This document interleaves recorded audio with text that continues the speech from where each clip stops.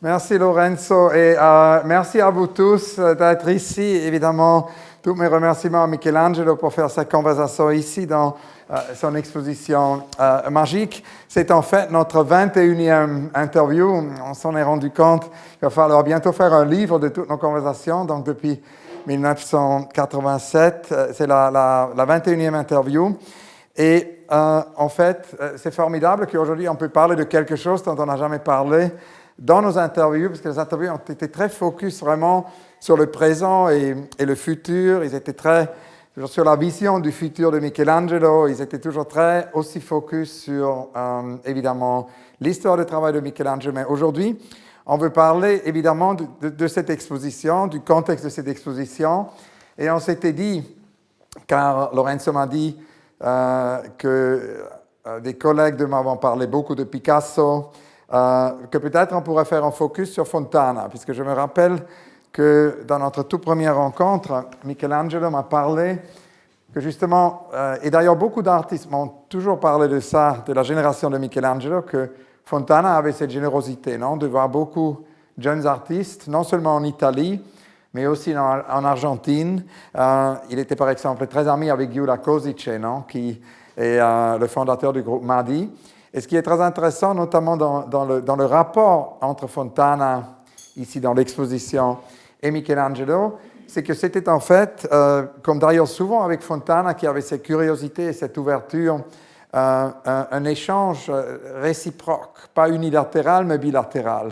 Évidemment, pour Michelangelo, une grande inspiration de rencontrer Fontana, mais surtout aussi pour Fontana, une grande inspiration de rencontrer Michelangelo. Michelangelo va nous raconter un tout petit peu comme toute un corps en fait d'œuvres de Fontana est né de ce dialogue avec Fontana. Mais avant qu'on commence avec ça, je voulais demander, Michelangelo, à toi de nous dire un tout petit peu en général sur cette exposition, puisqu'on est ici dans cette exposition Nouvelle Perspective, qui vraiment nous montre, comme peut-être dirait Panofsky, que parfois le futur est inventé avec des fragments du passé. Il a d'ailleurs un très beau livre qui vient de sortir juste maintenant de Svetlana Alpos, la grande historienne d'art, de la génération d'ailleurs de Michelangelo, qui a écrit ce livre, Is Art History? Est-ce que l'art est histoire? Et qui vraiment nous montre que l'art peut former une compréhension historique à travers des processus non visuels et matériels, et qui nous montre justement que le futur peut être inventé avec les fragments du passé. Donc avant qu'on commence avec tout ça, je voulais demander si tu pouvais nous parler un peu de la révélation de cette expo et comment cette idée est née, non, de ces nouvelles perspectives. Mais mon exposition, je pense, est assez évident que la perspective, vous la trouvez tout de suite là, avec Piero della Francesca, avec cette perspective qui est mathématique, faite par lui, par Piero della Francesca, dans le XVe siècle. Mais c'est justement à partir de ça que j'ai eu une fulguration de ce qui était peut-être pour moi l'art. C'était pas seulement d'écrire des choses, mais de découvrir des choses. C'est une œuvre qui a amené à une découverte phénoménologique. C'était la phénoménologie de quelque chose qui existe, qui n'est même pas inventé par Piero della Francesca, mais que Piero della Francesca découvre, qui est la vision réelle de l'espace qui est devant les yeux de l'artiste ou les yeux de l'architecte qui doit dessiner une ville, hein, parce que c'est une ville qui va être dessinée. Parce que lui, il a posé le signe de l'infini là au fond et il a tracé toutes les lignes qui arrivent à ce point de l'infini. Mais moi, j'ai dit, bon, alors, moi, j'avais découvert Fontana. Je venais de découvrir Fontana parce que tout le monde criait devant une œuvre de Fontana qui était exposée dans la rue à Turin. Il criait, c'est une blague, c'est une agression, il ne faut pas se laisser traîner dans des choses pareilles. Et moi, j'ai dit, mais si ce monsieur a fait ça, il doit avoir une raison. Je ne connais pas la raison, je ne connais pas, je ne sais pas, mais je respecte sa raison. Et je comprends que si je veux devenir artiste, je dois trouver ma raison. Lui, il ne m'a pas dit quelle était ma raison, mais il m'a dit que je devais la trouver à travers son travail qui était tout à fait bouleversant. Parce que les gens disaient, c'est pas pareil qu'on traite une toile, de faire des trous dedans. Donc, voilà. Non, c'est très Alors, beau. Là, j'ai vu la perspective de Piero della Francesca et j'ai vu les trous de Fontana sur la toile, qui était la toile qui avait renfermé le progrès de la science qui était arrivée à la photographie, qui était arrivée à la modernité. Et donc, c'était la possibilité pour quelqu'un de survivre, même si on n'était pas obligé de reproduire la réalité. Parce que maintenant, c'était la photo qui faisait son service. Hein. Et alors, c'est pour ça que quelqu'un comme Picasso, qu'on a ici, une œuvre, il a commencé à faire, comme on dit, éclater le tableau, les éléments de la figuration se sont éclatés. Donc, et après, ce mouvement d'éclatement qui a été appelé cubisme, le cubisme a serré la société, la modernité dans le cube. C'est-à-dire que c'est Mondrian qui fait que la paroi de Mondrian qui est là, on voit qu'il n'y a plus de perspective. La perspective est fermée, on est dans le cube. Picasso, c'est le cube. Le cube devient réel et on est dedans. Mais à la fin, tout se développe dans ce cube, c'est l'antériorité de l'art. L'intériorisation. L'art peut survivre même sans représenter. Ce n'est plus nécessaire de représenter à la main parce que maintenant, la représentation se passe automatiquement. C'est pour ça que quand j'ai vu finalement l'œuvre de Fontana, j'ai vu les trous, je n'avais pas compris que lui était là dans cette chambre blanche, ce cube blanc, et il souffrait, il voulait voir s'il y avait encore une perspective. Parce que les perspectives de la Renaissance étaient finies. Et une nouvelle perspective n'existait pas. On était dans le cube. Et il espérait de la trouver à 2 millimètres au-delà de la toile. Quand il a vu mon travail 63, que j'ai fait les tableaux miroirs 61-62, il a dit « Mais tu as fait tomber le mur sans le toucher. » Parce que le miroir ouvre totalement la perspective. Et la perspective du miroir répond aussi à la perspective de Piero della Francesca, pas seulement à la tombée du mur moderne, mais à la perspective de Piero della Francesca qui était basée sur le regard en avant. Tout ce que tu vois de Piero della Francesca jusqu'à la modernité, c'est-à-dire jusqu'à la photo, c'est toujours de regarder en avant. La science regarde en avant. La science avance, ne fait pas des pas en arrière. C'est pour ça que les artistes des années 40, 50, ils ont dit, bon, le passé est fini, n'est plus utile parce que la perspective n'existe plus. Mais en même temps, il n'était pas capable de proposer une nouvelle perspective. C'est fini, mais alors qu'est-ce qu'on met à la place? Un cube, on est dedans, on est dans la cage. Et moi, avec le tableau miroir, qu'est-ce que j'ai fait? J'ai fait un travail très simple, c'était celui de me regarder pour chercher de me reconnaître. Qui je suis? J'existe, oui, mais je ne peux pas imposer quelque chose que je ne connais pas, parce que je suis tellement ignorant que je ne peux pas déclarer n'importe quoi. Même si je vais faire un signe, c'est un signe d'ignorance. Moi, je voyais le monde comme une ignorance qui se débattait dans l'ignorance. Je voulais connaître, la connaissance. C'est pour ça que j'ai dit, bon, pour me connaître, il faut que je me regarde dans le miroir. Parce que sans le miroir, je ne me connais pas. Je vois le monde entier, mais pas moi.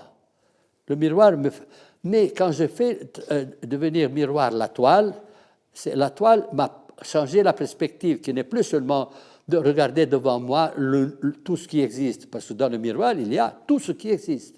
Ben, tout ce qui existe devant moi est la vision totale de ce qui est derrière moi, moi compris. Donc, la perspective n'est plus seulement avancée, mais la perspective du miroir, il me met au centre, et ce que je vois, c'est moi dans le virtuel et dans le réel. Virtuel, réel, je suis dans le virtuel. Le virtuel peut tourner autour de moi, peut tourner autour de moi, et j'aurai toujours la virtualité, c'est-à-dire l'espace-temps. Vous avez l'espace et le temps là-dedans. Ce n'est pas moi qui le raconte, hein. Il est là. Et il n'y a rien d'absolu, parce que chaque image qui se passe là-dedans n'était pas là avant, ne sera plus là après. Et ça, c'est l'univers. L'univers fonctionne comme ça. L'image que je fixe, c'est une image qui me permet de fixer un moment qui, dans le système universel, n'a pas de possibilité de survivre. Seulement la photo me permet de fixer un instant qui est en train de passer dans le miroir. Là, avec la photo, je prends une image, et la fixe, et c'est fixé, ça devient la mémoire d'un moment, pour toujours. Pour tout le temps qui va passer dans le futur, il sera la mémoire d'un moment. Donc c'est la mémoire. Alors, peut-être il y a une mémoire aussi dans la nature. La nature elle-même, elle se produit, mais elle garde une mémoire. Voilà. C'est universel. Mais ce n'est pas moi qui l'a fait. Ça, je n'ai pas fait la photo, je n'ai pas inventé la photo, je l'ai utilisée. Mais la photo, c'était nécessaire pour être objectif, l'objectivité d'un instant, c'était la même photo qui avait mis en crise l'art. C'est pour ça que Picasso existait, parce que la photo avait mis en crise l'art. Et je reprends la photo après toute cette crise. Et l'univers entre dans l'œuvre. Donc c'est ça. Maintenant, je suis intéressé à l'intelligence artificielle. De ça, on va parler après, puisqu'il y a d'ailleurs dans la salle... L'intelligence artificielle est le tableau miroir devenu technologique. Voilà. Et j'ai toute une série de questions sur ça, c'est évidemment les œuvres... Moi, j'ai fait mon préface, maintenant je ne parle plus. Hein. Non, j'ai beaucoup de questions. J'ai beaucoup de questions et on a très envie de t'écouter plus. En fait, pour rester un peu avec Fontana, avant qu'on parte dans l'intelligence artificielle, j'ai trouvé ce joli paragraphe, puisque j'ai relu hier une interview que tu as fait avec Germano en 84, où tu disais, où tu parlais justement de la première rencontre avec l'œuvre de Fontana. Tu disais, c'était une exposition Arte in Vetrina, non?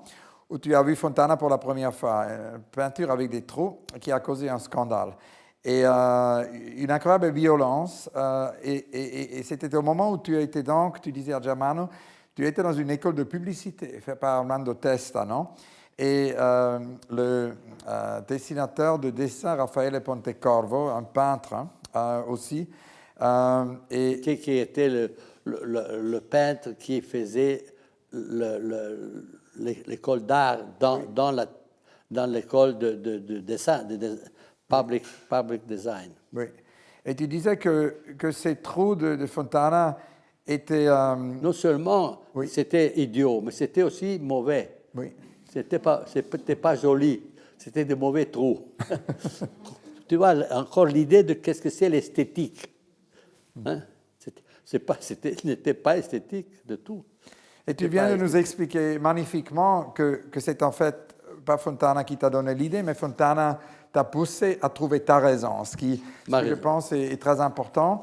Mais en même temps, ce qui est beau... en trouvant ma raison, j'ai compris la sienne aussi. Oui. Quand j'ai trouvé ma raison, j'ai compris, maintenant je comprends pourquoi Fontana a fait ça. Je l'ai compris après. Donc il y a ça, tu as compris la sienne, mais surtout, tu as aussi influencé lui. Et on a parlé l'autre jour sur cette idée.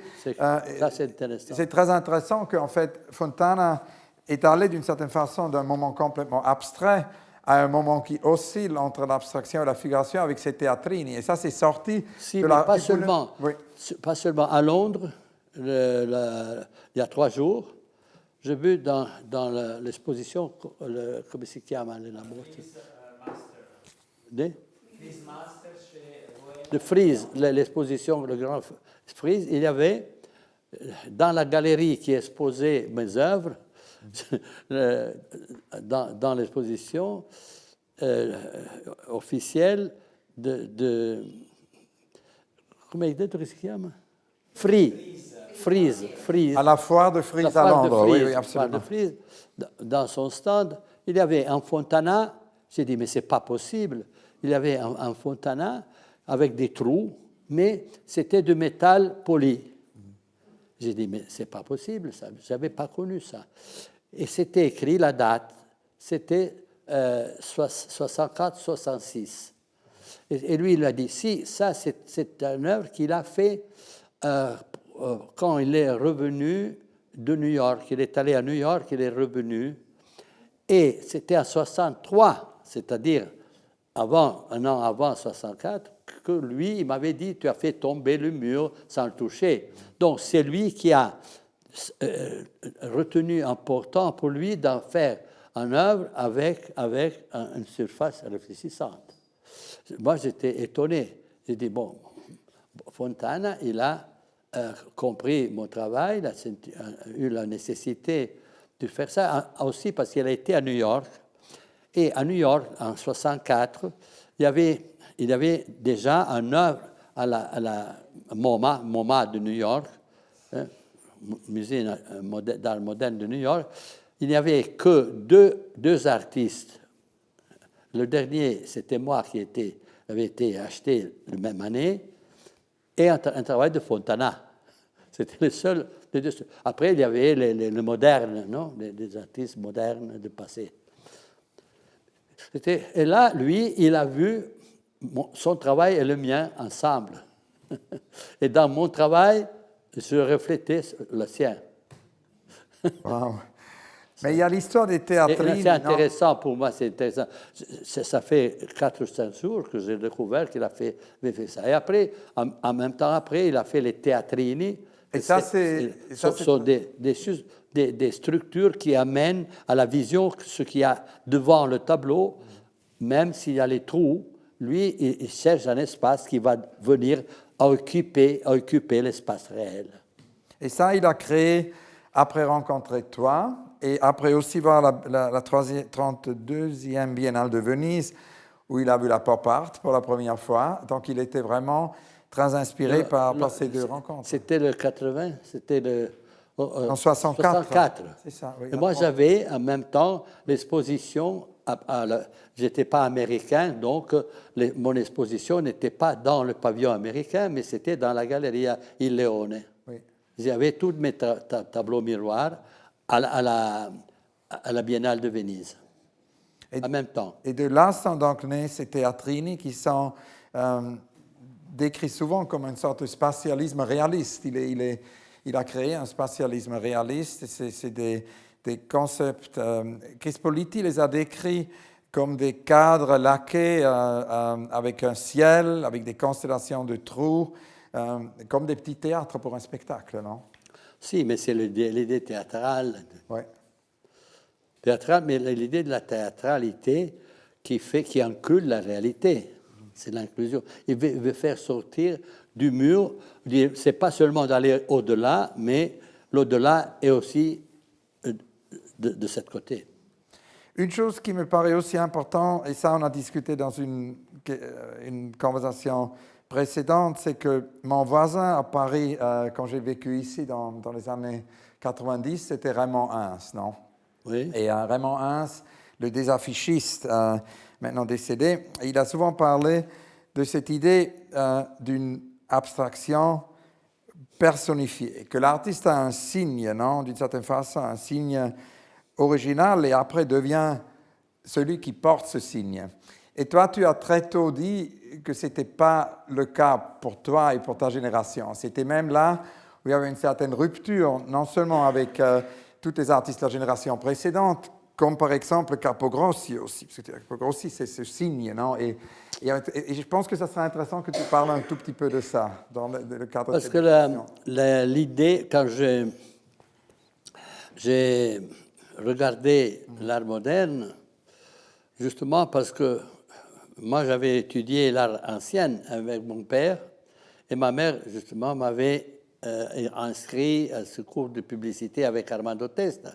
Armando Testa, il a dit, si vous voulez faire de la publicité, vous devez absolument connaître l'art moderne.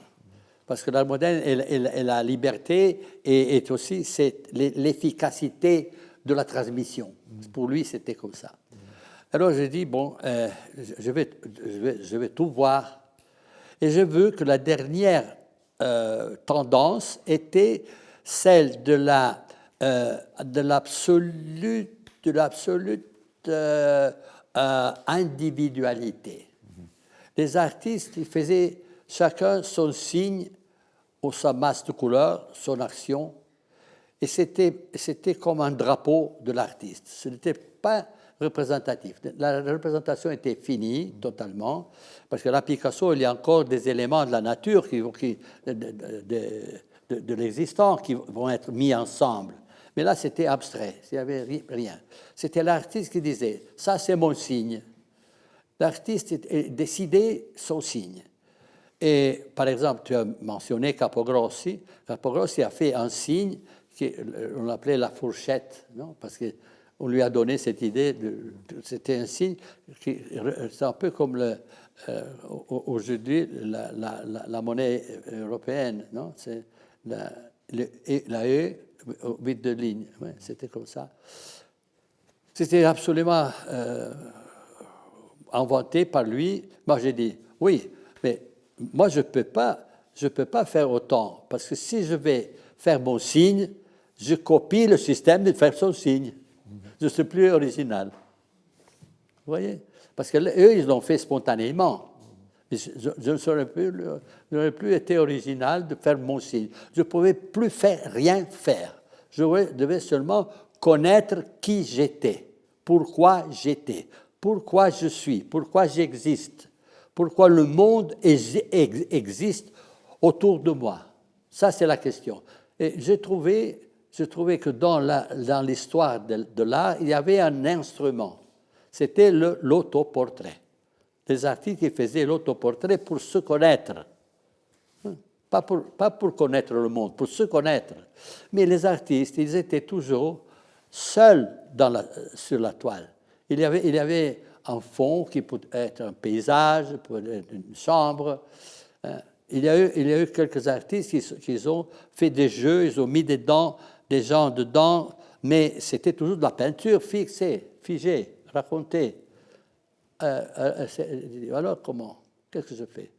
J'ai travaillé pour modeler la matière sur la toile jusqu'à quand je suis arrivé à raffiner, pas à faire monter comme Fontana, comme Burri au Fautrier, des gens qui faisaient monter la matière. J'ai dit, je dois éliminer la matière. Frotter, jusqu'à quand, avec le fond or, le fond argent, j'ai vu la lumière se révéler dans l'œuvre, faisant des fonds sur lesquels je répétais mon image, idéalisée, mon image, j'existe. Mais le fond était important. Je devais arriver à transformer la toile en miroir. Et je suis arrivé, quand j'ai peint en noir, le fond en fond, avec beaucoup de vernis, et la vernis a donné cette possibilité à la lumière de bouger dans l'œuvre.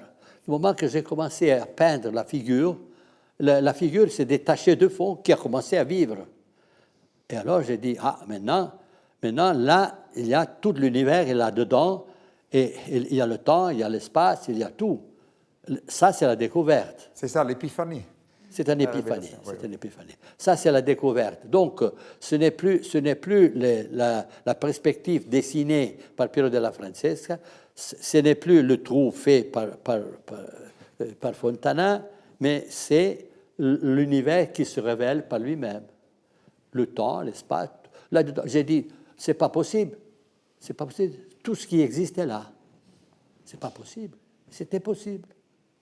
J'ai dit, c'est pas possible, mais c'était possible. Mais s'il n'y avait pas la figure peinte devant, la réflexion n'aurait pas existé.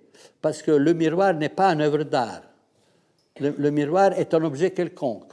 Mais il a une capacité de réflexion qui a été toujours recherchée dans le monde de la peinture dans le passé. Mais la peinture devient quoi? La figure que je fixe, qui est la peinture. C'est l'image. Mais c'est une image que j'ai dû transformer en image photographique, parce que l'image faite par moi, c'était toujours imposée par moi. Moi, je ne voulais pas. Dans le tableau miroir, il n'y a rien de personnel. La photo, je ne l'ai pas inventée. Je n'ai pas inventé le miroir. Donc, j'ai pris ce qui existe pour en faire une révélation.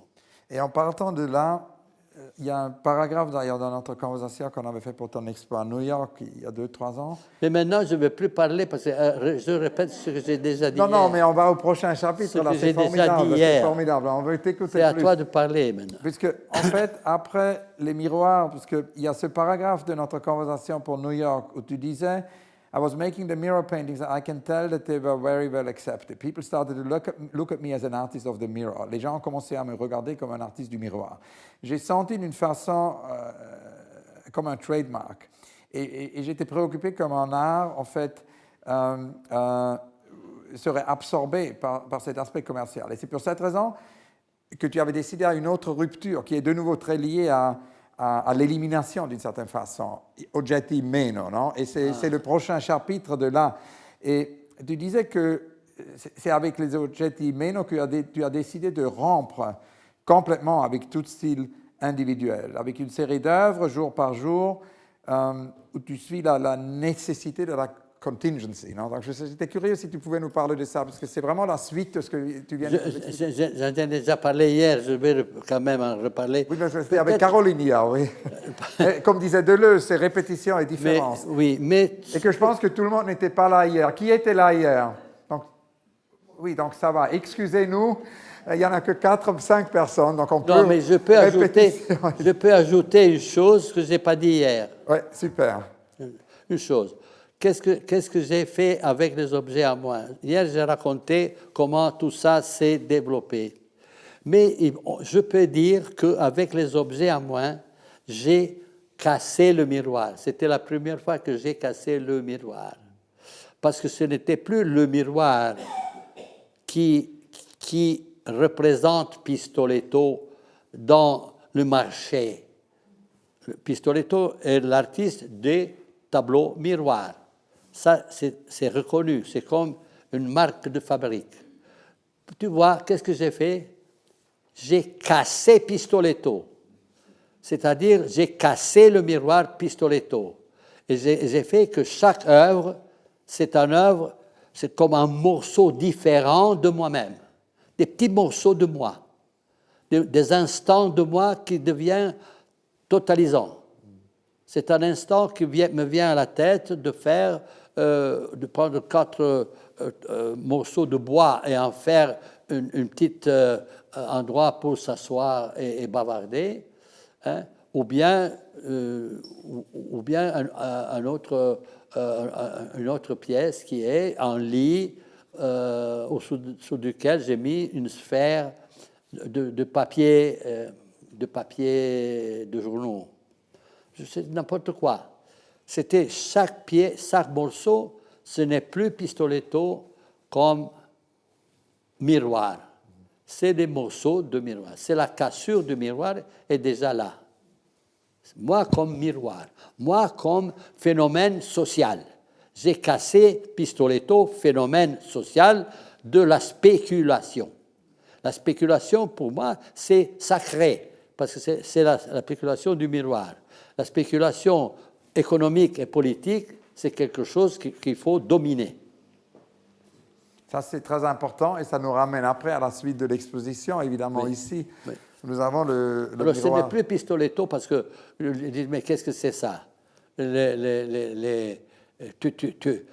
Léo Castelli et Léana Sonnemann, avec lesquels je travaillais comme galerie, ils sont venus, ils ont dit, mais tu détruis comme ça. Bravo, vous êtes des excellents critiques d'art. Je me détruis. Je me suis détruit. Parce que je me suis détruit. Mais tu détruis c'était sacrilège dans le temps, casser le miroir. Ça amenait la malheur. Parce qu'il faut pas faire attention. Tu vas détruire quoi? C'est la mort. Tu vas. Et là, c'est un lien intéressant d'ailleurs avec Fontana de nouveau, parce que Fontana, toute sa vie, était, je ne sais pas en français le mot inclassifiable, il était non. Ça serait quoi en français? Non classifiable. Inclassable, merci, oui. Il était inclassable et chaque fois qu'on s'attendait à Fontana de quelque chose, il a rompu avec ça. Donc il y a un lien par rapport à Fontana avec ça, d'une certaine façon. Parce que j'ai lu plusieurs interviews avec Fontana, il parlait beaucoup de ça, non? De toujours. Mais il y a une chose dont on n'a pas encore parlé, et qui, toi, tu as fait allusion, puisque nous voyons d'ici ces tableaux avec QR code. Et en fait, on n'a pas encore parlé maintenant de la suite. Évidemment, Fontana a beaucoup parlé et réfléchi sur cette idée de la technologie, non? Par exemple, il y a ce manifeste que j'ai trouvé quelque part où il parlait même de la télévision. C'est le spatialisme, son groupe a fait un manifesto de télévision, justement. Qu'est-ce que ça veut dire la technologie pour l'art aujourd'hui? Et il parlait beaucoup de l'idée de l'évolution de l'art, Fontana, non, par rapport à ça. Et c'est intéressant puisque pendant ta vie, il y a un grand chapitre de ta vie qui est analogue. Et en 1989, Tim Berners-Lee, qui est mon ami à Londres et l'inventeur du World Wide Web, non, a inventé Internet. Et depuis, nous vivons d'une certaine façon graduellement de plus en plus dans l'ère digitale. Évidemment, ce n'est pas que l'analogue a disparu, mais les réalités sont de plus en plus mixtes. Nous vivons dans une sorte de réalité mixte, d'une certaine façon, une partie digitale, une partie analogue. Et je pense que c'est intéressant cet aspect de la technologie dont on travaille, et notamment comment le travail a incorporé l'ère digitale. Et surtout par cette exposition, si on pense que le futur est inventé avec des fragments du passé. Il y a dans la salle, next room, non, prochaine salle d'ici, il y a ces tableaux avec des QR codes. Et d'ailleurs, chaque de ces tableaux sera associé à une des conversations qui ont lieu ici. Donc, je voulais savoir un peu en général, si tu peux parler un peu de ce rapport que tu as avec la technologie, ou comme disait Fontana, cette curiosité peut-être pour la technologie. Billy Clue va parler des nouveaux expériments avec art et technologie. Et après, plus concrètement, ce qui se passe dans cette salle opposée d'où nous sommes assis. Il y avait des artistes, plusieurs artistes qui ont commencé à faire des œuvres en utilisant la télévision, montrer des télévisions comme ça. C'était quelque chose que les artistes ne pouvaient pas en faire semblant qu'il n'existe pas. Il fallait bien le prendre en considération. C'était de la matière nouvelle. Donc, c'était très important tout ça. Mais pour moi, c'était nécessaire. Je voyais la possibilité de transformer ce qui était le tableau miroir avec son essentialité qui était zéro et tout. Zéro, c'est le fait que la matière du miroir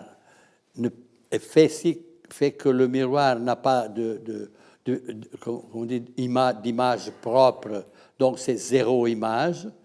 Et cette zéro image incorpore toutes les images possibles. Donc c'est 0 et 1. Et là, le système binaire qui fait fonctionner tout le système virtuel est basé sur 0 et tout. Et moi, j'ai fait aussi le mètre cube d'infini. Donc, dans un cube d'un mètre, on a dedans l'infini. Donc le cube, c'est le physique 1, et dedans, il y a le non-physique total. Le même cube est multiplié sans fin. Donc c'est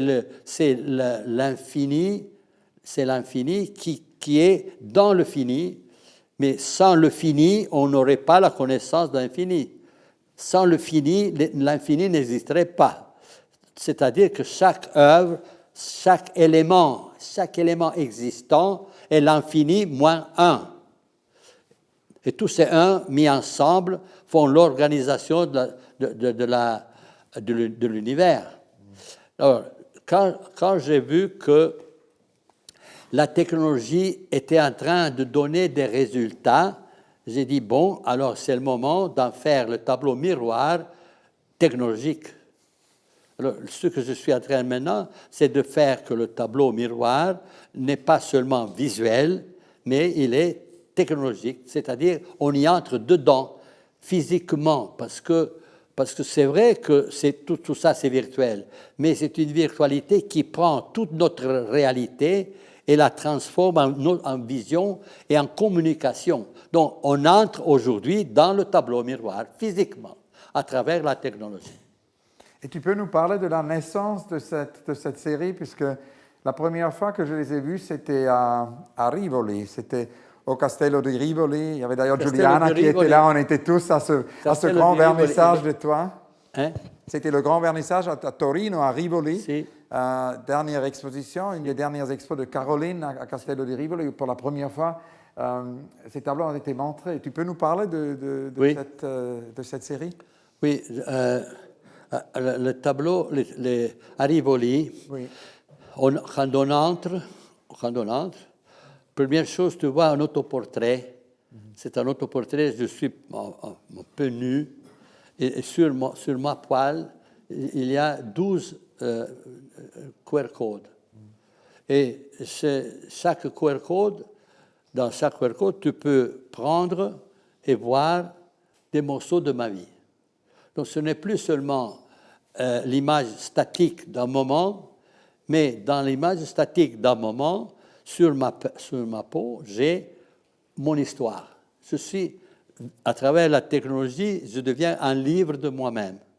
Tu peux me lire en me regardant, mais alors, il n'y a plus seulement une image de mémoire d'un moment, mais sont beaucoup de moments différents qui se sont sommés, se sont mis ensemble dans mon image même. Donc là c'est mon histoire sur moi, et dans le miroir. Donc c'est la mémoire qui devient de plus en plus activisée et n'est plus seulement la mémoire d'un moment, c'est la mémoire de beaucoup de moments. Donc la technologie nous permet maintenant, avec le cerveau artificiel, nous permet d'avoir une mémoire qui est là depuis 10 minutes, elle est déjà dans le présent. Et le présent, elle reprend, c'est-à-dire la mémoire nous suit dans le système de l'intelligence artificielle. C'est une mémoire qui est la mémoire qui n'est plus seulement d'un moment, mais c'est la mémoire de toute la société humaine en même temps. Et il se fabrique, c'est une mémoire, pendant qu'elle se fabrique, elle devient présent. C'est où la mémoire et le présent se surposent. Moi, j'ai fait, ça fait longtemps, je ne me rappelle pas les dates, j'ai mis sur Internet un dessin. C'était mon dernier autoportrait dans lequel j'ai écrit, c'est un signe, on voit comme deux boules sur les yeux, et j'ai écrit je suis le robot. Le robot, c'est moi. Alors le robot, quand je parle du robot, je parle de quelque chose qui a une histoire très longue. On a toujours, depuis longtemps, essayé de faire des objets qui font, qui font le travail des êtres humains, qui sont comme des copies des êtres humains utilisés pour des choses spécifiques. Mais de plus en plus, ces robots sont mieux organisés, mieux organisés, mieux organisés. Donc, maintenant, je reconnais que dans mon cerveau, il y a des numéros. Nous, on ne pense pas, on a des idées. C'est vrai, mais moi, quand je pense au cerveau de quelqu'un, de nous, je vois des numéros, je vois des réactions, je vois des combinaisons. Nous sommes chairs, mais en même temps, nous sommes abstraits. Donc, nous sommes ça. Je suis le robot. Je vais faire le grand club des robots pour les gens qui se reconnaissent comme êtres humains. Donc on a ce chapitre sur art et technologique et ça nous ramène à Fontana qui disait We are living in the mechanical age, painted canvas and standing plaster figures no longer have reason to exist. What is needed is a change in both essence and form. Fontana disait que nous avons vécu où nous vivons, nous sommes en train de vivre, c'est ça en français, nous sommes en train de vivre dans un âge mécanique. Et c'est pour cette raison, donc, ce qui est nécessaire, pour abrévier un peu la citation ici, est un changement dans l'essence et dans la forme. Ce qui est nécessaire est une supersession de peinture, de sculpture, de poésie, de musique, un nouveau esprit, une nouvelle forme, un nouveau ensemble. Non, il parle de ça. Évidemment, toi, tu parles d'un autre âge. Ça, c'est l'âge mécanique. Toi, tu nous parles de cet âge. C'est l'art mécanique, mais le robot, il est né avec le système mécanique. C'était des choses qui faisaient un poids qui tire en bas et fait monter la chose, qui fait tourner une chose.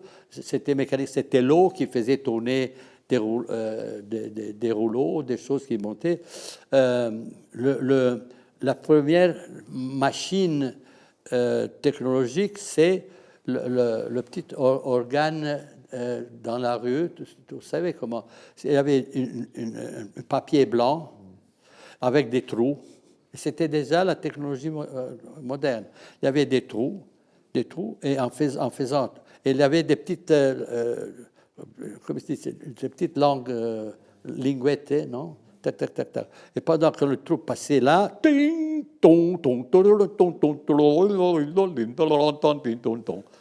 c'était des trous. Et avec, je pourrais dire, pourtant, on n'a jamais pensé que les trous pouvaient être musicaux. Mais c'est intéressant que tu évoques. Mais après, c'est justement le zéro. Le 0 et le 1. Le 1, c'est où il n'y a pas de trou. Le 0, non, c'est le contraire. On ne sait pas. Mais c'est fascinant que tu nous parles. Et le trou, c'est 1. Que tu nous parles de ça, de ces machines, en fait, sonores, non? Puisque je viens de visiter à Séoul ce musée extraordinaire en Corée du Sud qui s'appelle Odeum, A-U-D-E-U-M. Et c'est un collectionneur sud-coréen qui collectionne depuis des décennies des haut-parleurs, des machines pour faire le son. Ça va de Edison à notre époque. Et ce qui est très intéressant, c'est que tu parles tu vois dans ce musée qui est fait par Kengo Kuma, tu pars en fait du présent au passé. On commence par la technologie des années 60, etc., du XXe siècle, et on arrive à Edison au XIXe siècle, en passant par les années 20, non, par ces extraordinaires machines de son et haut-parleurs qu'on trouvait dans les cinémas des années 20. Et dans chaque salle, ils te jouent le son. Et ce qui est très intéressant, c'est qu'en fait, ce n'est pas du tout une histoire linéaire, puisqu'on s'en rend que certains sons ont disparu, qui étaient finalement pas si mauvais, et peut-être même mieux que certaines machines de son qu'on écoute aujourd'hui. Mais j'avais une autre question par rapport à Fontana, puisqu'on a parlé de cet aspect de la technologie, mais il y a aussi une autre citation de lui que j'aime beaucoup. Il disait l'art va être, et ça c'est de nouveau, je dois traduire là de l'anglais, j'essaie de traduire simultanément, l'art va être complètement différent. L'art du futur, évidemment, il pense, non? Ça ne sera pas un objet ni une forme. L'art va être infini, immense, immatériel, fini avec la fonction bourgeoise de l'art. Il faut ouvrir la porte. Et je pense que c'est assez beau par rapport à toi, Michelangelo, puisque tu as toujours ouvert des portes. Oui, c'est une porte ouverte. La porte ouverte c'est une porte qui s'est ouverte du moment qu'on a découvert la main virtuelle, la virtualité. C'est-à-dire la main qui est imprimée, qui est restée imprimée sur le mur de la caverne, et la main de quelqu'un qui est mort après. Il est mort, cette personne. Mais sa main est encore là. C'est la main virtuelle. Et c'est l'immortalité. C'est notre immortalité, c'est dans la virtualité. Maintenant, j'ai mis mon livre dans c'est le cerveau, je l'appelle le cerveau artificiel, parce que c'est le cerveau de tout le monde qui nous comprend tous. Et là, il est en train de travailler. Moi, je ne suis pas là, mais les gens qui le lisent, ils sont inspirés, ils pensent, ah, peut-être, alors, moi, qu'est-ce que je vais faire? Ils vont faire quelque chose. Quelque chose, tout ça, c'est une sorte de âme sociale qui se crée, qui nous dépasse. Et alors, nous, la mémoire qu'on produit, et qui est toujours plus proche à la réalité, nous permet de vivre, comme j'ai dit avant, une mémoire, une réalité qui nous rend des êtres qui ne sont pas seulement des êtres physiques, des gens qui meurent comme ça, demain je ne serai plus là, mais je sais que je suis déjà dans une dimension qui nous comprend tous, donc déjà, tout en étant vivant, je suis déjà immortel.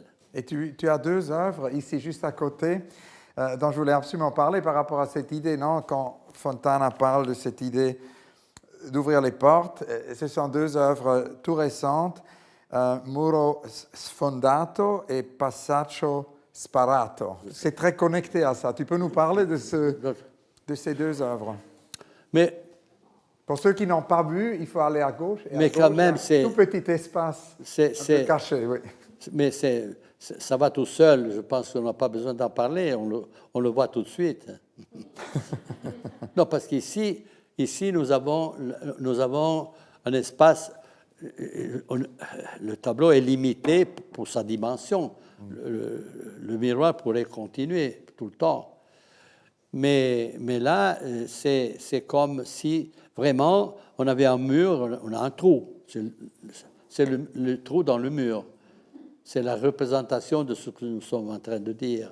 Et en même temps, c'est une ouverture qu'on peut toujours fermer. On peut le fermer et ouvrir. Voilà. Mais tu m'avais posé une question avant sur les QR codes. Oui. Alors, les 6 QR codes que tu as vus à Rivoli, c'était à la fin de l'exposition.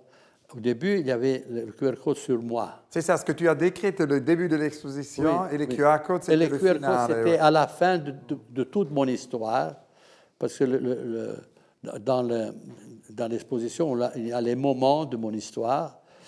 Et à la fin, il y a 6 QR codes qui sont des toiles. Pour moi, c'est toujours important qu'ils soient des toiles traditionnelles. Ce sont des tableaux abstraits par eux-mêmes. Hein? Oh, c'est beau, c'est abstrait. Des couleurs, des formes. Mais dans cette couleur, dans ces couleurs et ces formes, tu peux voir qu'est-ce que l'intelligence artificielle a répondu à ma question. Hein? J'ai posé 6 questions. Je n'ai pas posé des questions. J'ai dit, si je parlais avec toi, tu es quelqu'un qui connaît l'histoire de l'art. Bon, alors fais-moi un texte sur mes tableaux miroirs. On n'a pas fini d'écrire, c'est pas moi qui le fais, c'est Alessandro qui est là, qui travaille avec moi, parce que il est là, il sait comment faire, il fait tout. Hein. Moi, je dis, il faudrait faire ça, lui, il le fait tout de suite. Et donc, c'est pour ça que je dis toujours, 1 et 1 fait 3. Hein. Les deux ensemble, on fait ce qu'on a besoin de faire. Donc, qu'est-ce que je disais? C'est que du moment qu'on a posé la question, écris-moi un texte sur les tableaux miroirs de Pistoletto, même pas fini d'écrire, c'est déjà là, tout est là déjà. Mais vous devez lire ce texte, il est parfait. Parfait. Vénus au chiffon. Faites un texte sur la Vénus au chiffon. Faites un texte sur le rapport entre l'art, la science et la religion, selon Pistoletto. Plus vite que ça. Mais bien écrit, avec les mots justes. Le meilleur écrivain. Faites un tableau, faites une œuvre de Michelangelo Pistoletto. Faites une œuvre. Je ne peux pas faire une œuvre pratique de Michelangelo Pistoletto parce que je suis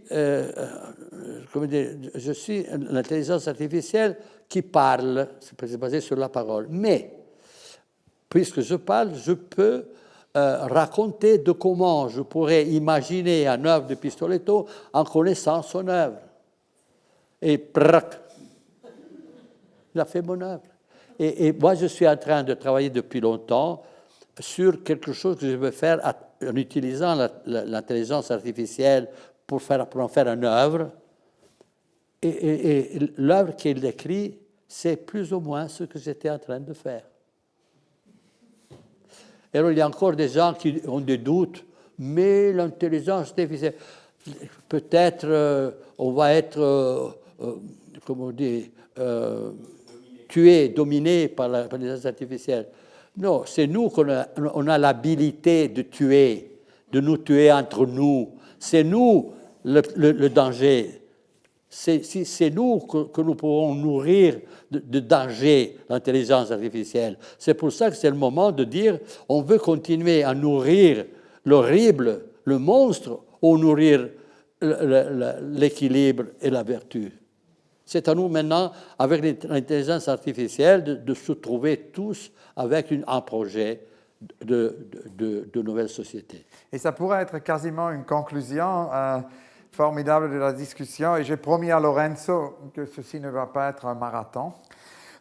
Mais j'avais une dernière question, Michelangelo, puisque ça nous ramène de nouveau à Fontana, non? Et ce qui m'a vraiment fasciné, c'est cette idée, souvent que dans mes interviews avec les artistes, puisque j'ai aussi fait une sorte d'histoire orale du groupe Zéro, non? Avec Pine et Uker et Mac et tout ça, ce groupe allemand. Et eux tous m'ont raconté, quand ils étaient tout jeunes, ils sont allés voir Fontana, ça a changé leur vie. Et il avait tout de suite aussi souvent soutenu les jeunes artistes en achetant des œuvres. Il était vraiment un grand soutien pour la nouvelle génération, non? Et quelque chose qui est important, c'est Biella, non? Puisque tu as créé une institution qui vraiment est pour le futur. Tu as souvent participé à des jurys et je suis venu te voir là-bas. Et on peut voir à quel point il y a des résidences de jeunes artistes. Mais beaucoup plus que ça, c'est vraiment une sculpture sociale. Et quand on voulait parler de toi et de Fontana, je voulais conclure sur ces questions, parce que ça joue aussi un rôle par rapport en bas, non, dans cette exposition. Tout l'étage en bas, c'est ta sculpture sociale, d'une certaine façon. Donc, voilà, ma dernière question, Michelangelo comme sculpteur social. Maintenant, de Fontana, tu as parlé, tu as dit, et c'est bien. Moi, je vais te dire, je vais mettre un autre nom à sa place. Joseph Beuys. Bien sûr. Joseph Beuys, parce que tu as parlé de sculpture sociale. Donc, moi, j'ai commencé à travailler sur la présence de la société dans l'œuvre en 1962. Joseph Beuys, il a fait son travail à partir de, lui aussi, avec ses expériences de la guerre et tout ça. Mais il est arrivé à dire ça. Mais quelle est la différence? C'est que Joseph Beuys, il base tout ce qu'il dit, ce qu'il fait sur lui-même. C'est lui. C'est le personnage. Tandis que dans mon travail, moi, je me cancelle totalement. Je n'existe pas, de moins en moins. C'est la phénoménologie, c'est la formule. J'ai laissé une formule. C'est ça, la formule de la création. C'est pas un homme avec mon nez, mes yeux, avec ma volonté. Non. Non. Rien.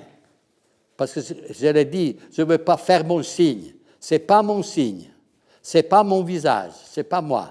Parce que mon visage est là, mais il est multiplié par des millions et des milliards de visages de gens qui ont pu exister et des gens qui peut-être vont exister. Donc je suis seulement un petit morceau de ce qui existe. La seule chose qui est importante, c'est que j'ai trouvé la formule, et la formule, c'est elle qui parle. La formule, elle nous dit que n'existe pas l'absolu. Donc, je ne peux pas me reconnaître dans l'absolu. Parce que tout ce qu'on voit dans le tableau miroir, c'est la combinaison de la dualité. L'univers est né par des éléments qui se sont rencontrés et qui produisent des autres éléments qui sont créés dans ce cercle central.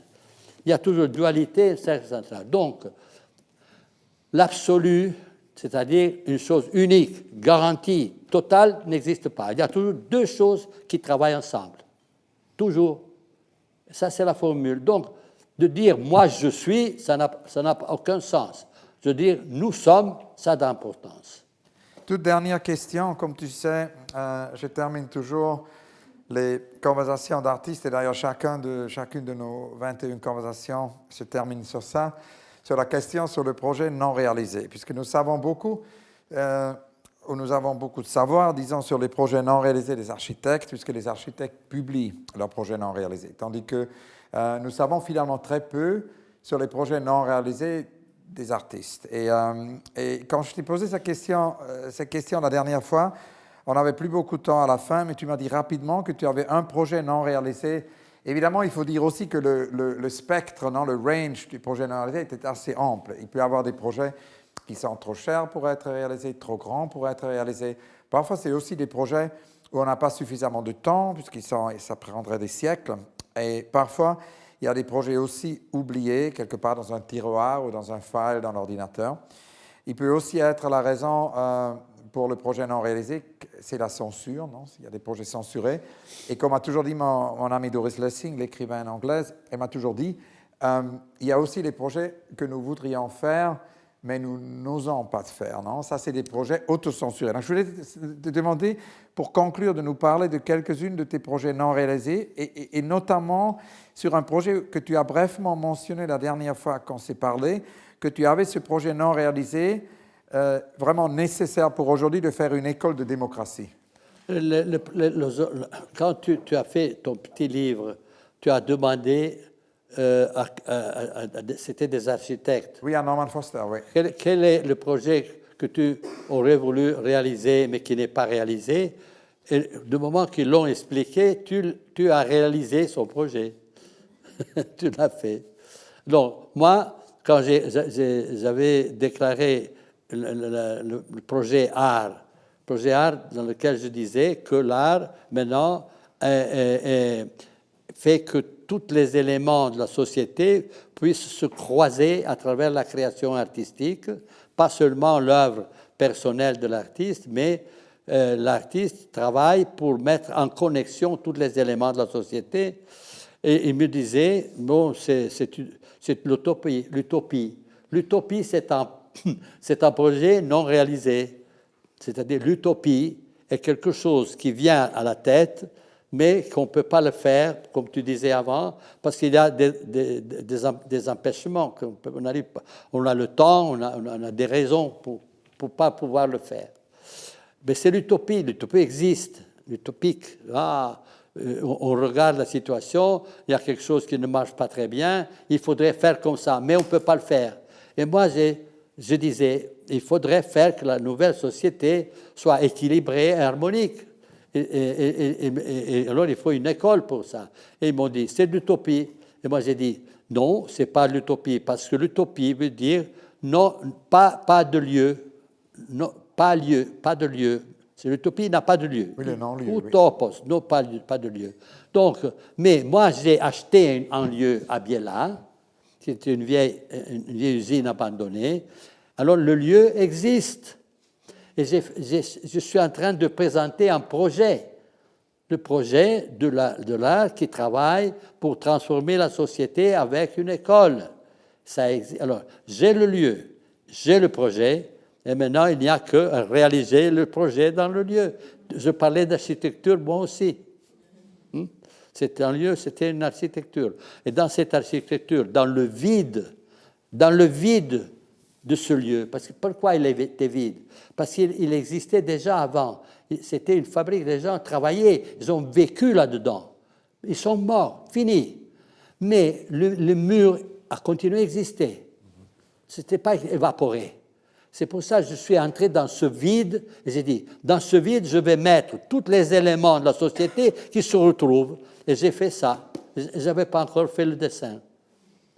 La Città dell'Arte est ça. Tous les éléments se croisent, se trouvent et produisent quelque chose de nouveau.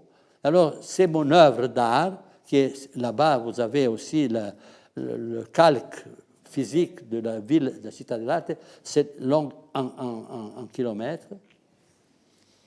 Et donc, c'est ici, Signora Settari est la directrice, non, la présidente. Juliana Settari, oui. Elle est la présidente.